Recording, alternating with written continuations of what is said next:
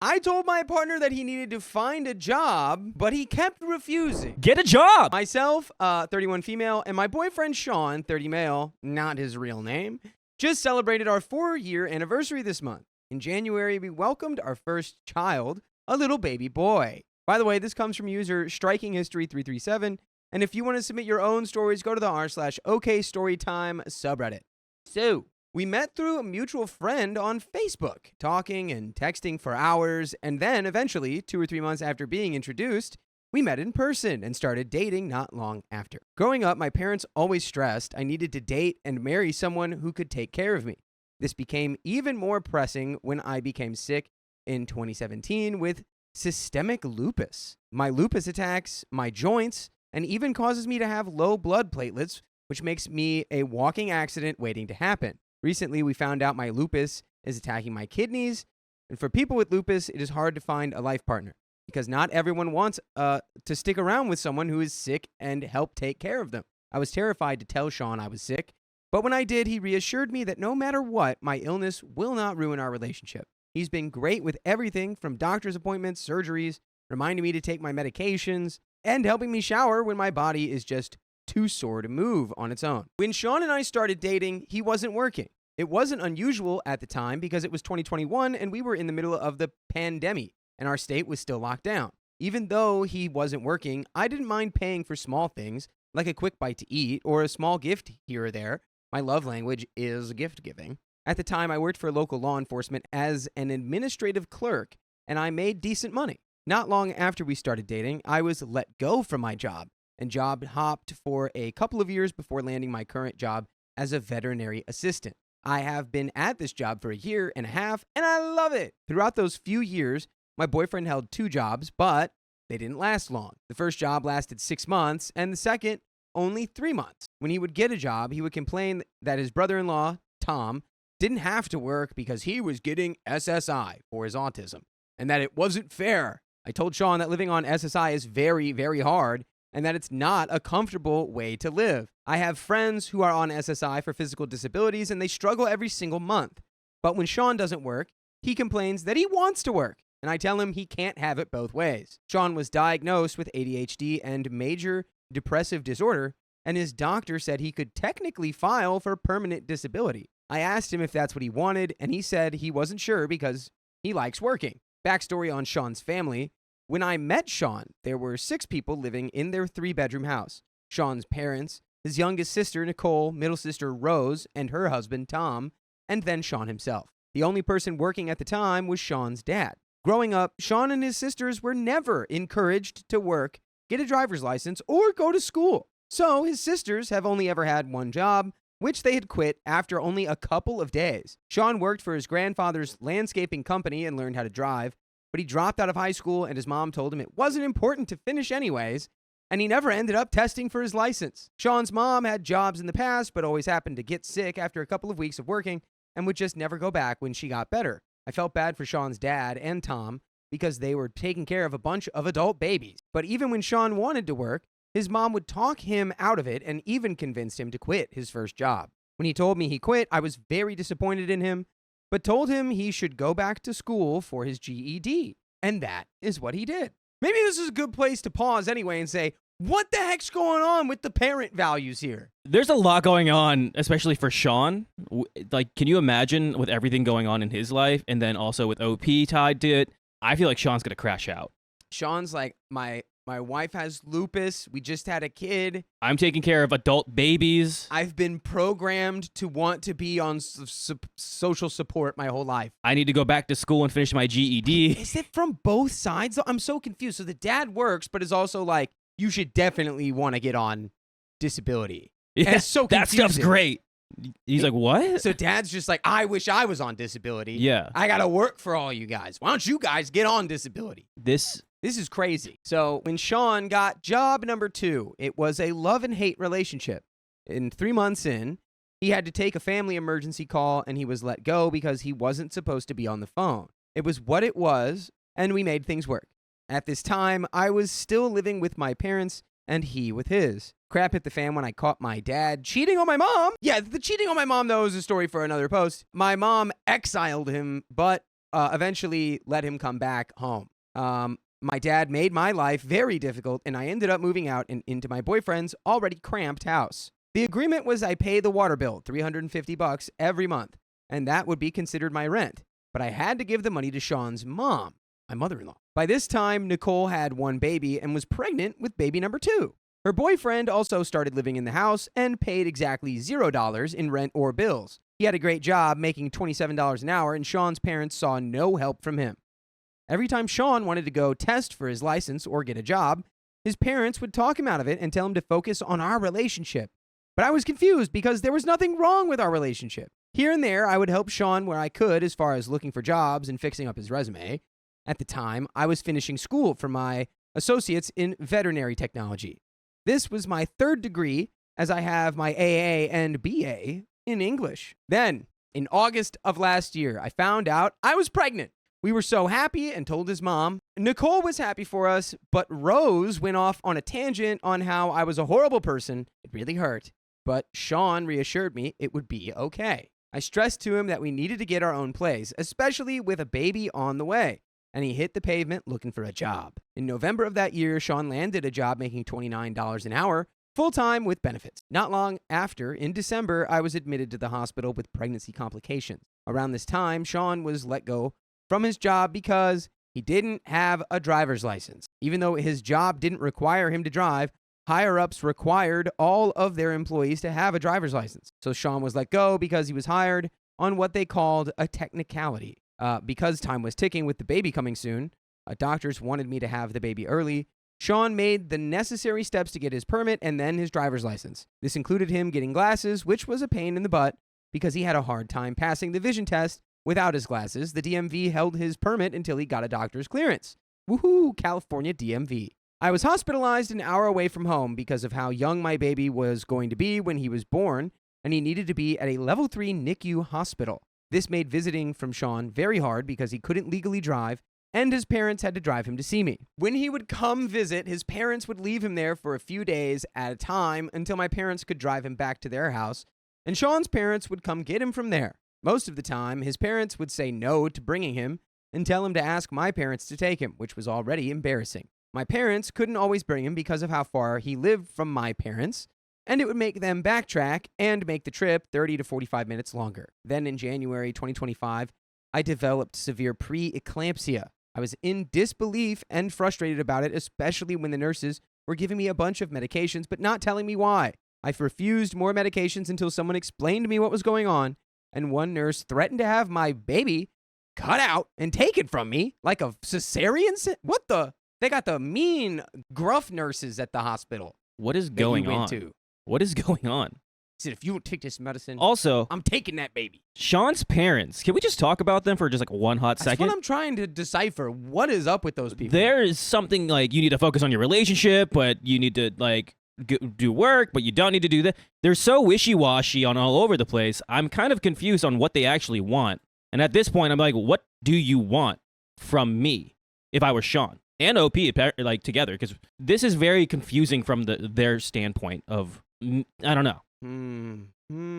I don't know if this is what Belton in the chat commented illegal, and I don't know if that is in reference to something else or if that's maybe the it could be from the nurse of their citizenship. I was very confused by like, that last. Maybe the parents or like their immigration status could be, because a lot of times if families are like they have something like that, they're like we don't want to bring any attention to this area. So it's like, yeah, you don't have a driver's license. We don't want you to get one. So then they're going to say, oh, who's your family members? Who's taking care of you? Your mom, your dad. Do they have driver's license? Who are they? I just feel like OP cannot catch a single break. Like the nurses, like everyone is just. That's weird. This just the doesn't nurse seem is saying real. that's crazy. That person should not be a nurse. Yeah. Oh, Belton was referencing to the nurses' activities. However, I posited an interesting theory then all by myself. Let's get back into the story. So she threatened me like I was uneducated and ignored me for hours. I was in such a panic that I didn't sleep. I called my mom hysterical, and she called the hospital's patient liaison, who spoke with me about what was going on. I told her everything, and those nurses were removed from taking care of me. My mom and Sean drove up to see me and make sure I was okay. On January 15th, 5 days later, my doctor told me to make my phone calls because I was going to have an emergency C-section, and the first person I called was Sean. I told him the baby was coming and I needed him to come to the hospital. Sean told his parents about what was going on, and they flat out told him they weren't going to take him to me. I asked if they could take him to my parents' house so my mom could take him, and they said no. I was heartbroken and scared. I was having major surgery, and my son's father was not going to be there. I called my parents and let them know what was going on, and they left work in an instant and tried to work something out with Sean's parents about how to get him to the hospital, but they wouldn't budge. Sean was not going to be there. Why? Why can't Sean go, hey, don't care if you don't want me there, parents? I'm walking out of the door. At this point, yeah, why doesn't Sean just like call Opie's parents and like, hey, pick me up on the corner, let's go. It's go time. Anything. Like they cannot stop you from leaving the house, Sean. Open the door. Free will. Don't miss the birth of your child. He even wants to go. You can tell he's like wants to go, but what? Yeah, someone said Uber. People are talking about ages, and it's I think the ages at the beginning were like 30. Ages at the top were there, and sometimes, you know, when you have stories, the details aren't always exactly true. So don't listen to your parents when they say my you can't see your child be born. Is being born, and my partner says, I need you here right now, I am moving everything and anything to be there. Nah, but my mommy said no. Because of my lupus, I had to be completely sedated for my operation in case there needed to be life-saving measures done. That meant I could not have a support person in the room, not even my mom. The baby was born with no issues, and I had no complications. Baby spent 4 weeks in the NICU and finally came home. Because I had major surgery, I stayed with my parents while I healed. My postpartum depression was rough, but we made it through. And by the way, you've made it through to the part where I tell you you can listen to full episodes of stories just like this on Spotify, iHeartRadio, Apple Podcasts, or wherever you listen to podcasts. All you have to do is search the name of our show, OK Storytime. And boy, oh boy, you'll be surprised at what you'll find. It's more stories just like this. We have a little bit more story. Where are we sitting there, Keon? Where are we sitting now? I'm scratching my head at everything Sean and his family are doing right now. Why didn't Sean get any means of transportation to help with the baby, help OP, go against his parents' demands? What are the parents doing? I need answers. There's so many there's more questions than answers right now. And I need something that's going to help me because it seems like they have no reasoning. I'm confused. There's truly nothing that could justify other than like maybe that like if they are like if they're no. Well, it's just I'm not a part of a like, you know, a community. I'm not tapped into the illegal immigrant experience. Well, there's undocumented right because I'm pro immigration. I don't know about sometimes when people like when they're like they just don't want the scrutiny, they're afraid of the scrutiny. I don't think that's what's happening here. Sean it doesn't sound like that's what's happening. Sean is a grown man. And I get it. You live under your parents' roof and you live by their rules, but this is one of those things where like I don't care. Anything you say, I don't care. I'm walking out that door. And whatever you want to do with punishments or repercussions, whatever. I'm walking out that door. Yeah. I mean, what could stop it? That's what I need to know. I really need to know what pushed the parents to be like, you can't go. Well, hopefully we get there at the end of this story. Fast forward to today, and this is the end of this story. I'm back working, and while I work, Sean is the primary parent to our son. I work 10-hour days, but commute 1 hour to and from work.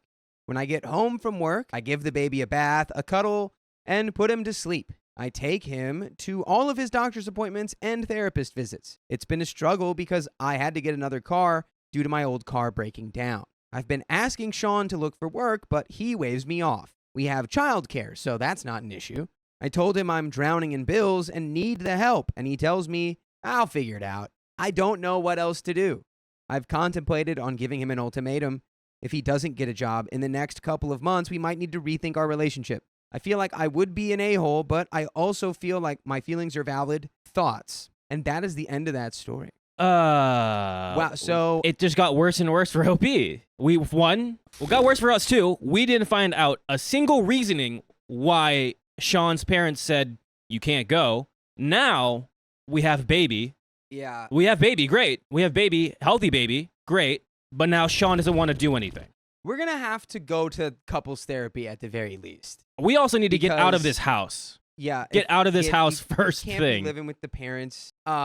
Yeah, we're gonna have to crack into why that's going on and how much that his family dynamic is sort of leaking into your family because it's wrong. It's bad. It's not right. My girlfriend moved her friend into our home, and it's ruining our relationship. Why don't you just make a relationship with her friend? I, NB, 26, non-binary, have been with my girlfriend for about a year and a half now.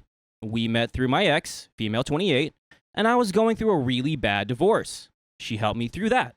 I won't get into that as it's not relevant, but she and her then boyfriend, male 25, let me sleep on their couch for a while and help me get back on my feet. By the way, this comes from user specific rodent 1306, and if you want to submit your own stories, go to the r/okstorytime subreddit.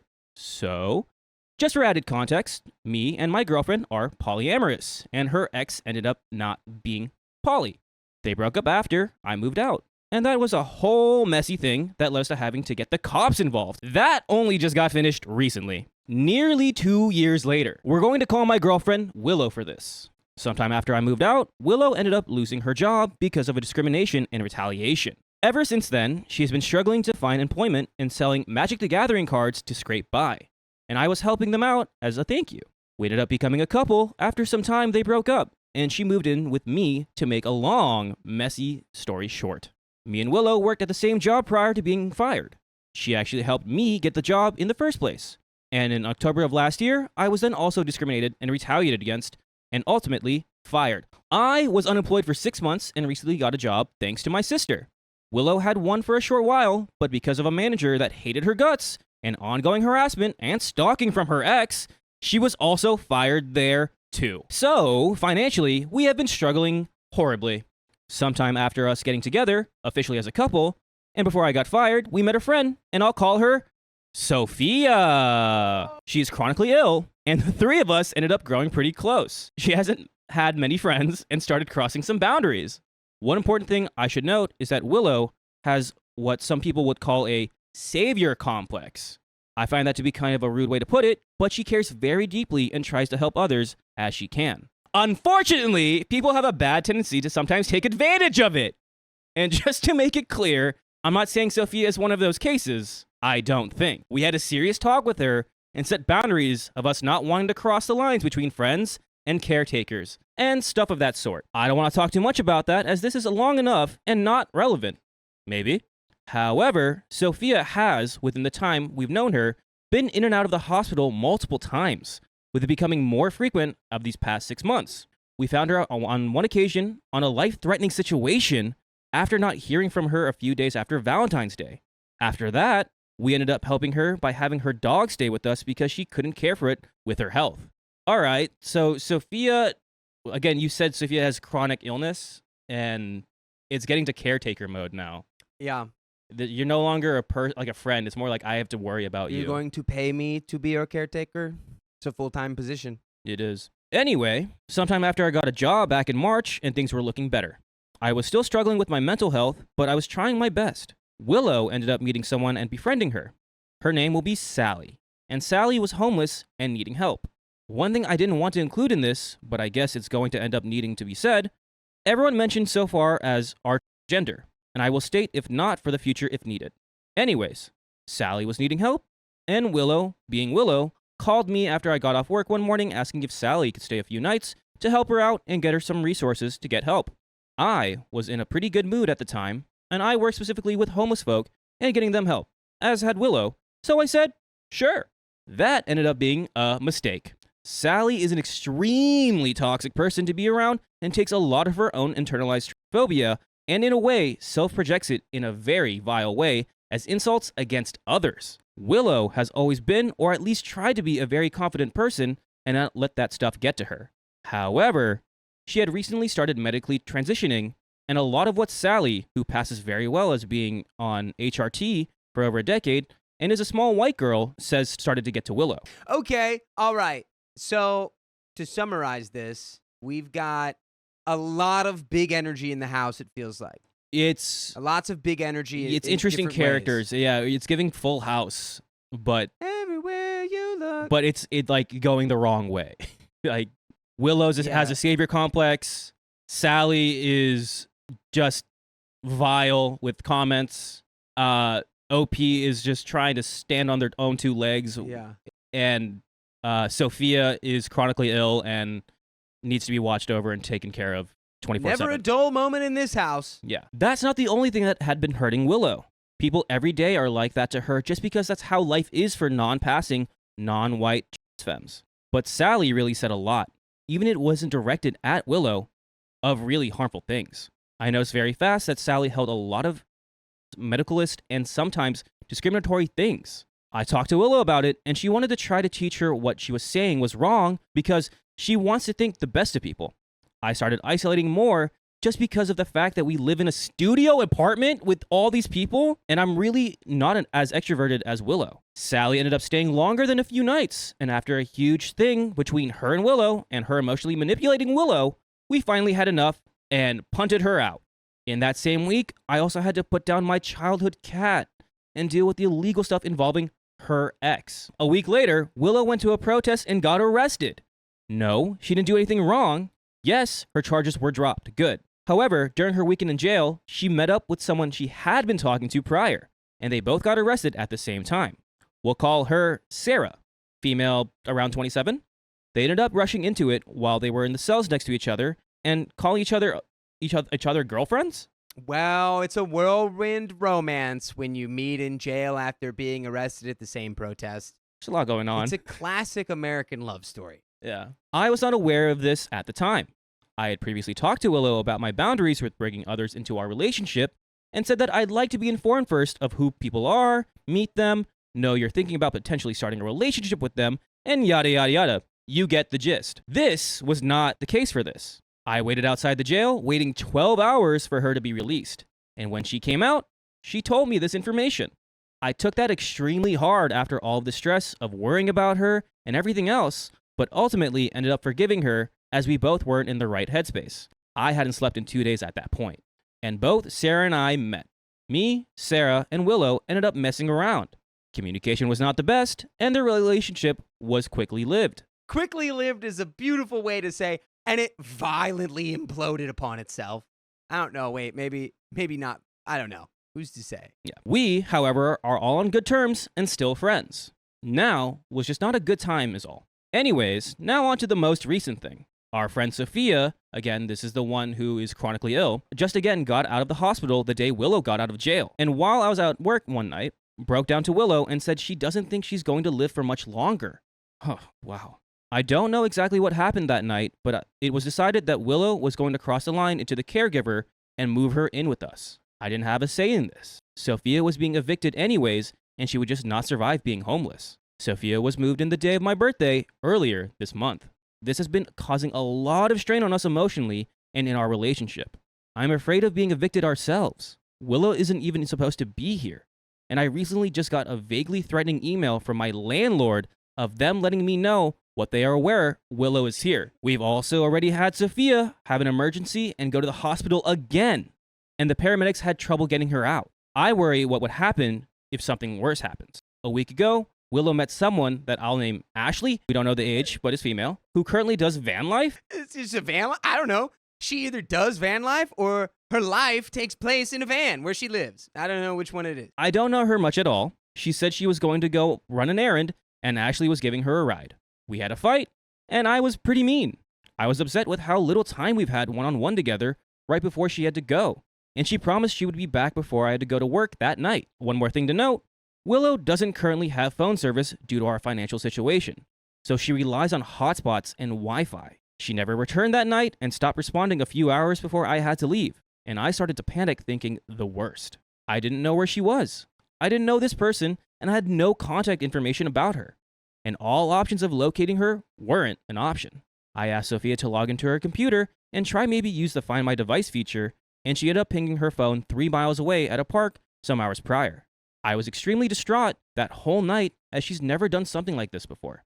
She sometimes isn't able to be contacted for a few hours, but she always had made sure to contact me somehow to update me. After I got off and still no response, I made my way home and ended up renting a car to go where she was last pinged at. As I was pulling up, Sophia called to tell me that she had made it home.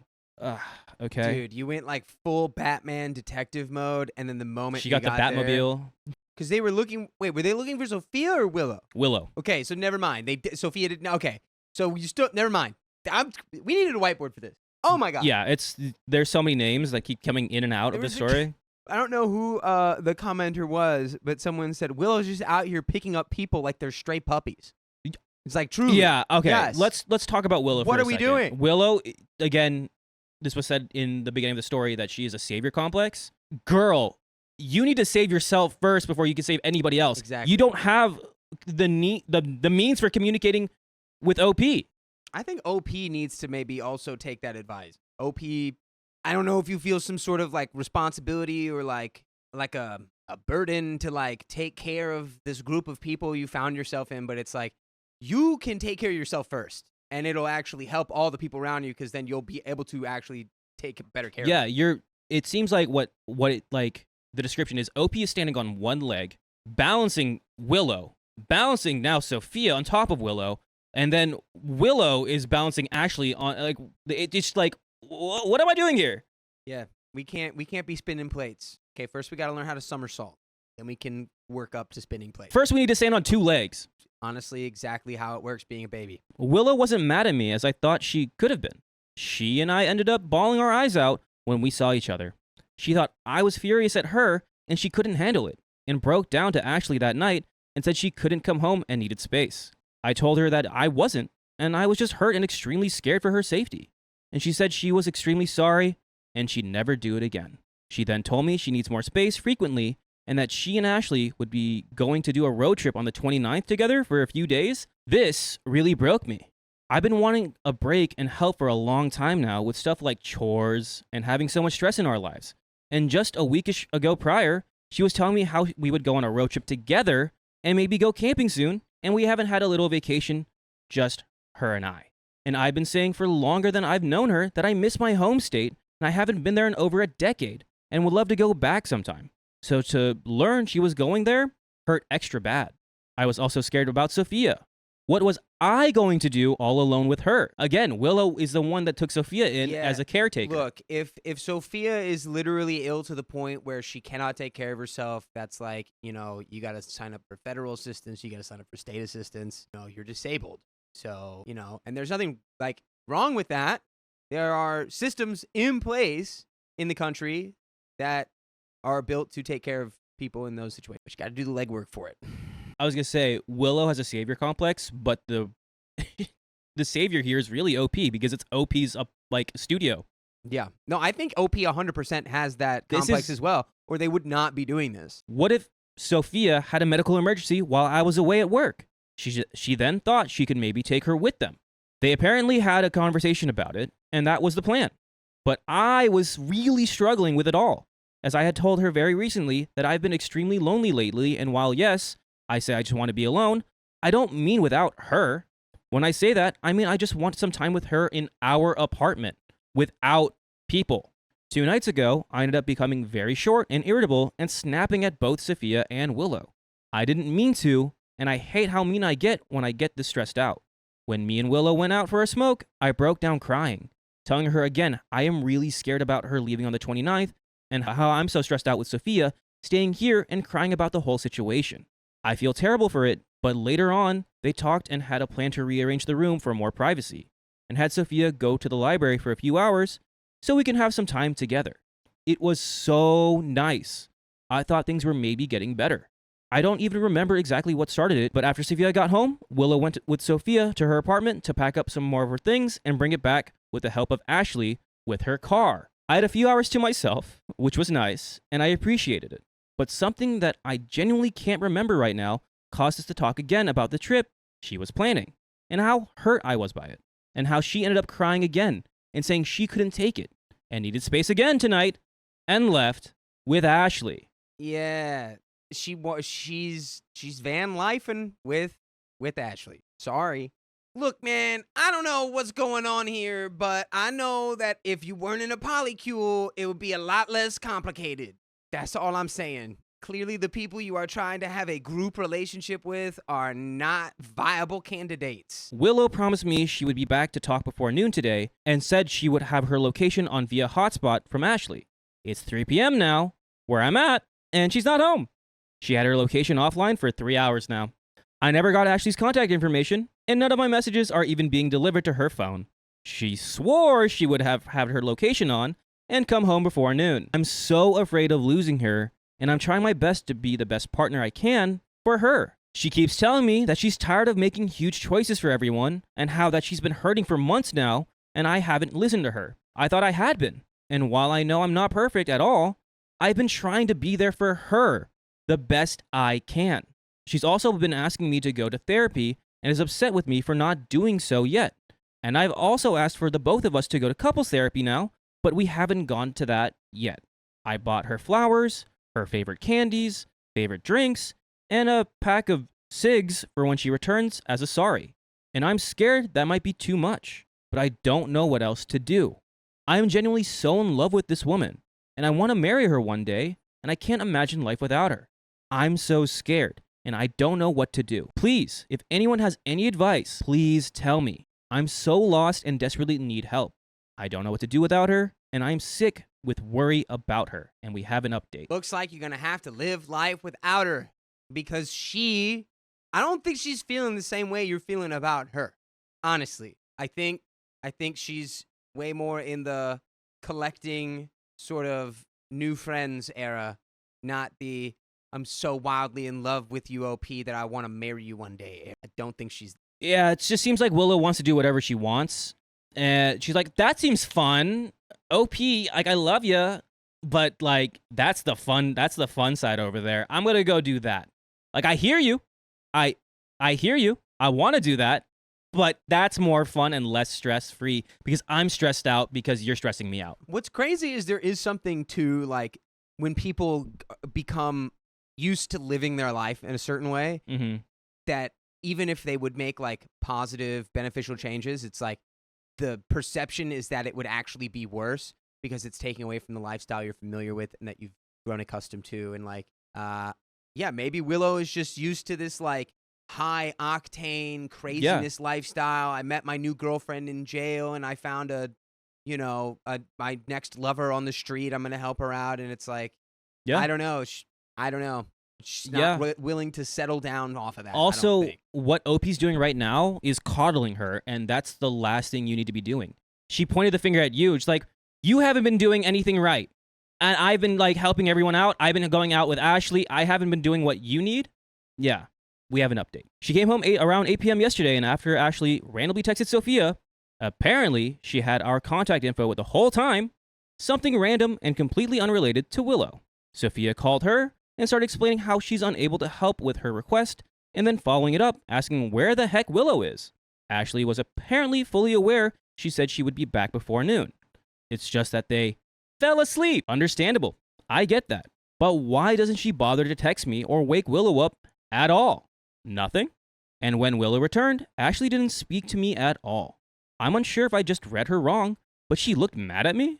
I don't know her, and I don't know what Willow said to her, but I'm really unsure about Ashley. Willow barely wanted to touch me and didn't kiss me until this morning.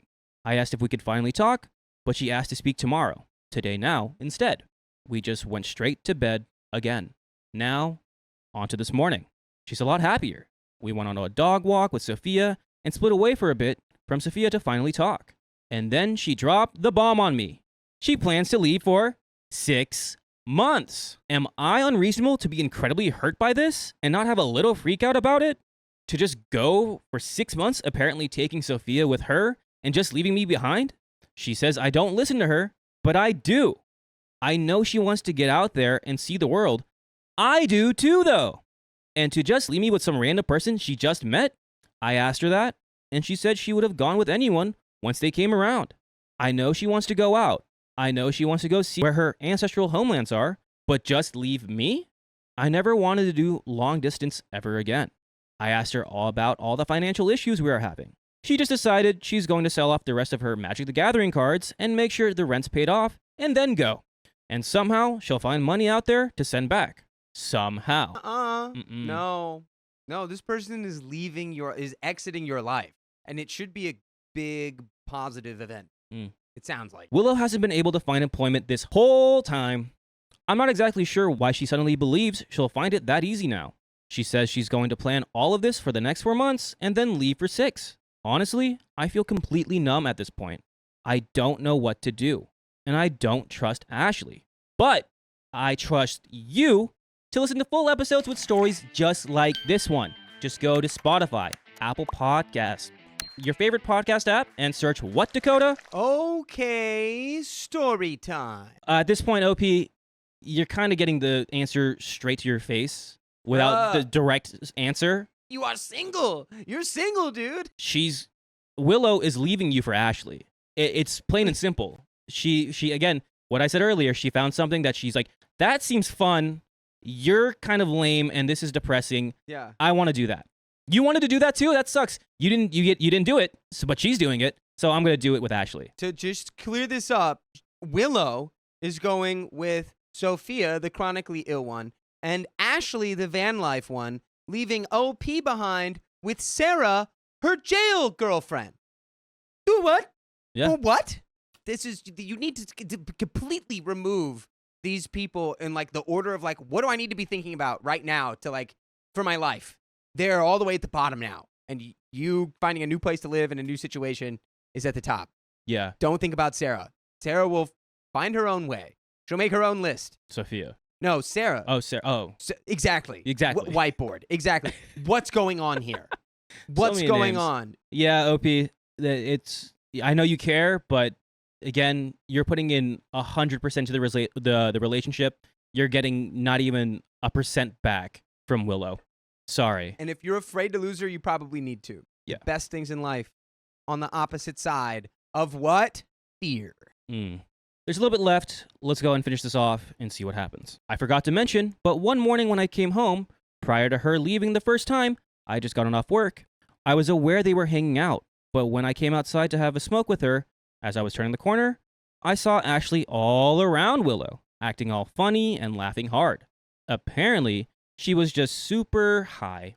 I asked Willow about it and told her it made me feel a bit uncomfortable. I had only just briefly met her the night prior, right before I went to work.